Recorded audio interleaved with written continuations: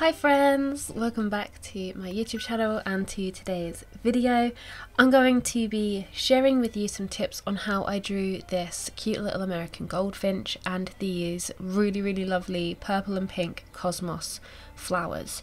So if that's something that you are interested in, learning a little bit about botanicals, learning maybe a little bit about feathers and everything, then carry on watching.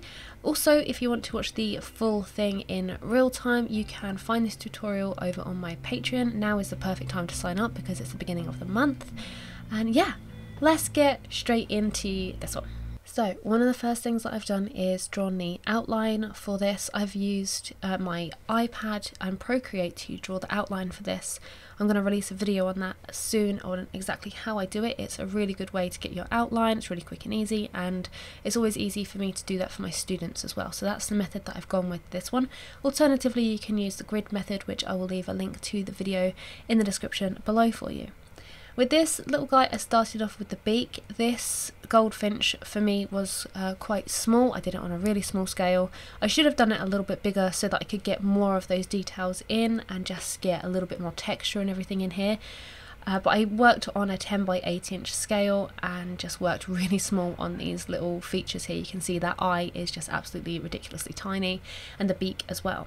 So the beak had this like orange kind of peachy hue, and in my colour palette I used a limited one for this. I didn't actually have like any of those peachy tones picked out. So what I did here was use some pink and some yellow to create a peachy tone of my own. So I just layered down some yellow and some pink, some light magenta I think I used for that, and it created a really nice peachy tone. And I also used a white pencil to just blend the colours together and to lighten it as well, so it was a nice light peach tone.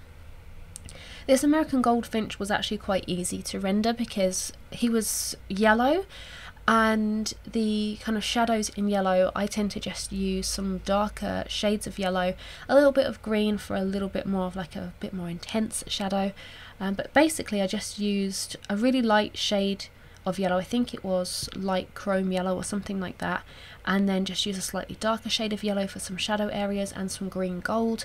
That's a perfect colour for adding shadows into yellow. And then, as I said, a little bit of green in a few places here and there, like around the neck, on the back of the neck, and kind of between the legs and everything. There's a little bit more of a green tone. So adding green here is it sits next to yellow on the colour wheel, so it's going to work really nicely with it. So that's why I've added it into the shadows. Later on, I also go in and add some purple into the shadows. Because yellow and purple are opposite each other on the colour wheel, you can see here, when you add them over the top of one another, you can see on this little demo, you get a really nice grey tone. So that's what I've tried to achieve in some of the shadow areas on the bird with this, just layering some yellow and then some purple, and you can see it creates a really natural looking grey rather than going in with the kind of ready-made grey pencils. I feel like this just created a little bit more cohesion with the colour palette because I only had yellows, purples and a few pinks. I also had some browns on there for the shadows, but I barely touched them. As I said, I used like more green gold, some greens, and then I used some purple as well to go in there and add the shadows. I just felt like using the purples and the yellows and all the colours that I had put down rather than introducing more colours just eliminates that element of muddiness that you could potentially run into with adding lots of colours into one piece. Obviously for this short demo I'm just kind of roughly explaining the colour theory that I've used on this particular piece, but if you want the in-depth kind of explanation and how I've kind of created these more grey tones just by using the yellow and purple, that's going to be available over on the full tutorial over on Patreon for you. So I'm going to leave the link so you can go and check that out if it's something that you're interested in. But yeah, then after I've done the yellow and all of that kind of toning, adding in all of those colours, those unusual purples, just turning my attention to the wing, I put down a base of brown, some walnut brown or some Van Dyke brown, and then I've used some Caput Mortuum violet as well. That kind of more violet toned one over the straight up Caput Mortuum is just going to help to tie into the purples that I've used throughout the rest of the piece. So that's why I went with Caput Mortuum violet on this particular case. and I've left a few kind of negative space areas where you've got little white patches on the wings. So what I've done there is initially just kind of mapped out those shapes and then avoided those with adding in the base layers and then getting darker. I've also used a little bit of a white gel pen to help highlight those towards the end as well, because they just weren't popping as much as I would have liked. One tip that I do want to give to you guys is that if you do have any white areas or highlight areas on your piece and you're really struggling to get them really nice and bright, please don't be afraid to go in with something like a white gel pen or even like acrylic paint or acrylic ink to get those highlights, because anything that's going to aid you to get those really nice highlights and that contrast pop in, it's going to be really good for you. So use any tool at your disposal that you can to get those contrasts exactly right. So in this case I've used my white gel pen. Use whatever you have. If you can get them just by using negative space or by like etching away at the colour a little bit with a like a craft blade or something, then feel free to do that. But I've used a white gel pen here just because it was nice and easy. So onto the flowers now that I've got a majority of the bird done here. The key with botanicals is just to make sure that you keep everything really nice and smooth.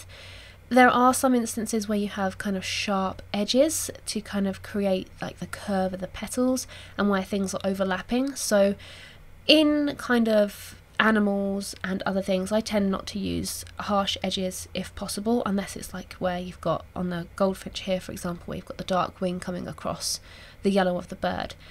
When it comes to botanicals, that doesn't necessarily like pertain to that. You can kind of use those harsh edges to create form and shape, and of course there are instances where everything is really nicely blended together, but in this particular case, as you can see on the little tiny bit of the flower that I have done, you can see I've got some like dark purple lines coming through to kind of create like the veins in the petals, and it works really well just being like a harsh line rather than being a blended in line. In animals, as I said, you tend to get more kind of blended areas than harsh edges like I've done on this flower here.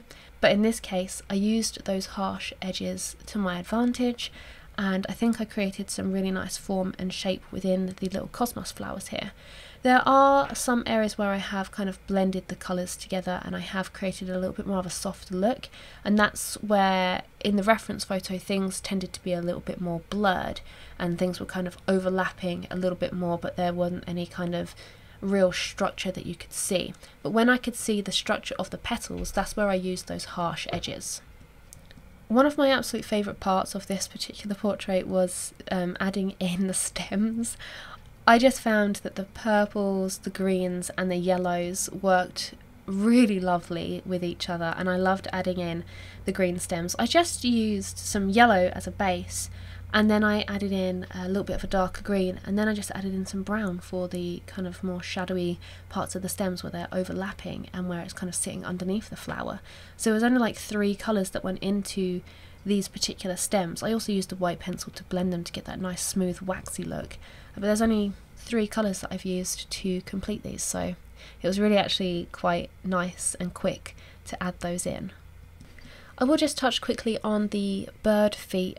I just used a base layer of the light magenta, and then I went in and used the Caput Mortuum violet and also burnt umber to create the form and like the curvature coming over. So I just looked at the reference photo and identified where there were like little shapes on the feet and where the shadows were falling, and kind of tried to just mimic those shapes. So I thought of the feet in terms of a base layer and then these darker shapes sitting on top to try and help to create that form.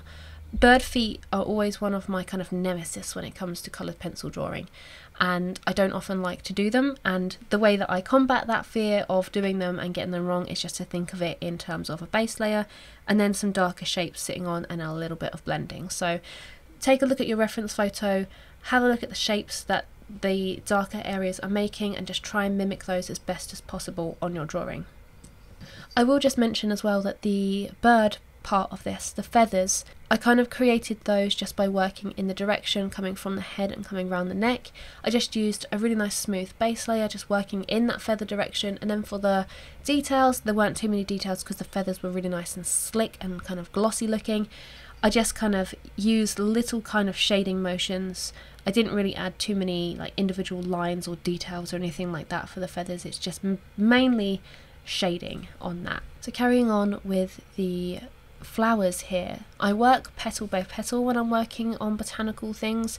I find it a lot easier in my mind to just work on little individual spaces rather than thinking of the thing as a whole. What some people usually do is add in like all of the light layers and then go in and add the dark areas and then blend them together and add in the mid-tones. For me, I like to do that but on an individual petal basis rather than looking at the thing as a whole. In my mind, I just feel like that works a lot better, and I can get the structure and the form of the flower in a lot more precisely by doing it that way rather than thinking of it as a whole entire thing. So yeah, that's the kind of way that I've gone about this, just gone individual petal at a time. You can see I'm doing it on these little purple ones. I am adding in the kind of darker areas and then filling it in, and then kind of going over with a white to blend everything together. But you can see I've kind of just working on one petal, adding in the dark areas, adding in any kind of distinguishing features and things like that, and then going in and adding in all of the lighter tones and the mid-tones and everything and bringing it together.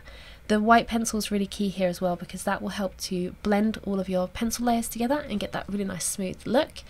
When you're drawing botanicals, you do want that really nice smooth look on petals and leaves and stems. You want to kind of try and create them like they're waxy looking, unless of course you do have something a little bit more textured, but in this case I wanted that really nice smooth look, so I just used the white pencil to help and smooth everything together. So that's pretty much it for the tips and everything that I'm going to give you in this short tutorial. Hopefully you guys have enjoyed it and that you can apply some of these tips that I've given for drawing the flowers and the bird and the kind of colour theory that I've kind of explained. You can apply it to your own drawings in the future. If you do attempt this tutorial, make sure you tag me over on Instagram, because I love to see your attempts at this. But anyway, thank you so much for watching, and I'll catch you in the next video. Bye!